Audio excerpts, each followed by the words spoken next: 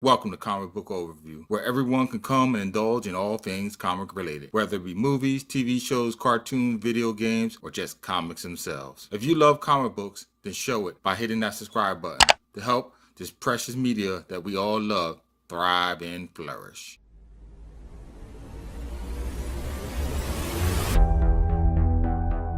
For the longest, Wolverine's age has been shrouded in mystery.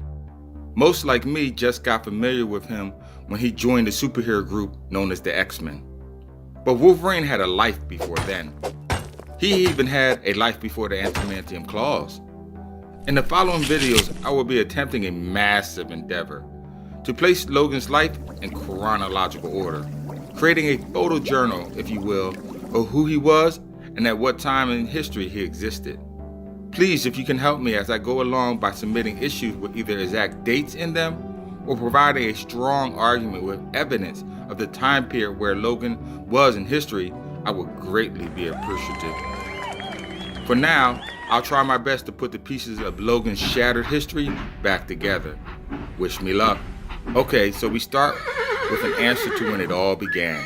Alberta, Canada, 1882 is the year that Old Knucklehead was born. We got a time frame in Wolverine First Origin Series issue number 2.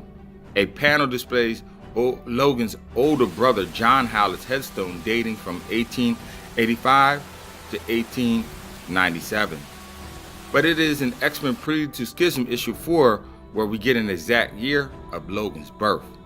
Although it doesn't add up, and you will see what I mean as I go over this video. In Prelude to Schism, a flashback panel dated 1891 in Alberta, Canada. The scene is Hallett Estate.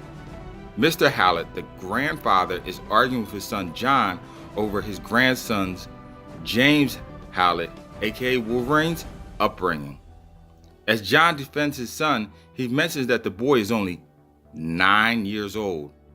The day at the beginning of the flashback is 1891. Simple math will make Logan's birth year 1882, right?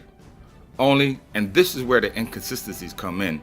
If you remember Mr. Kenneth in the First Origin Series issue number 1, he says to Rose that Logan is the younger brother as the two enter the Hallett estate by horse and carriage. He states that the elder boy took ill all of a sudden and died. Later, when we see the tombstone of the elder boy, it says 1885, a full 3 years after the Wolverine's birth, making Wolverine the older brother, shouldn't it? Now, I hate to split hairs here, and maybe there's a plot hole somewhere that I missed to explain this. Hey, that is why I started this series on the history of Wolverine's pre-adamantium claws anyway. But this one fact sticks with me because it's already hard to get a somewhat chronological history on this guy without the inconsistencies.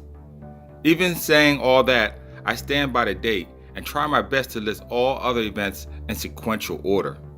Just don't shoot me if I get anything out of place when I have pieced together this inconsistent jigsaw. The rest of the comic I thought was good. You get yet an important glimpse into Wolverine's history, the place of his birth, family structure, and his first revelation on who he truly is, as well as what he will involuntarily become. Man, Logan reminded me of V for Vendetta character when he emerged from that fire. What I also thought was cool was the scene where you see a rare solidarity moment between Logan and Scott Summers. Before this scene, I can rarely remember an event when these two weren't at each other's throats. Though, it was normally over Jean Grey. With all that said, I give this comic a ranking of 3.0 out of 5. A good read, and a must read for any Wolverine fans, despite the date discrepancies. Well, that's it. Comment below your thoughts. Share this video if you found it interesting. Make sure to tap that bell icon on your way out. And oh yes, as always, until next time, keep reading, my friends.